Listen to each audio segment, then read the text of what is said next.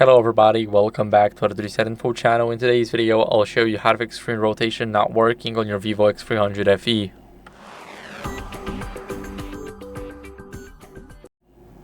So first, what you guys want to do is enable auto rotate in these settings. So swipe once, and here when you have those sliders, swipe another one. And here we have auto rotate. Now when it's gray and white, that is disabled, but when it's blue and white, it's enabled. So now what are we going to do is we're going to tilt the phone to test the gyroscope. We're going to grab it and open a couple of apps. As you guys can see, works perfectly fine for the phone app. Also, the camera app works good. And the Chrome app, there's no point in testing other apps since we know that the gyroscope works perfectly fine.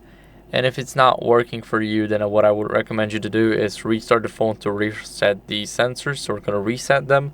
So press the power button, volume up button at the same time. Now swipe to restart right here. And now the phone is restarting. So I'll see you guys in a second once the restart is done.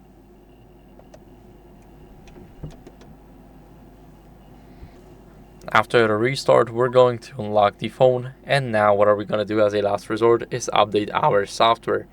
So we're going to open the settings.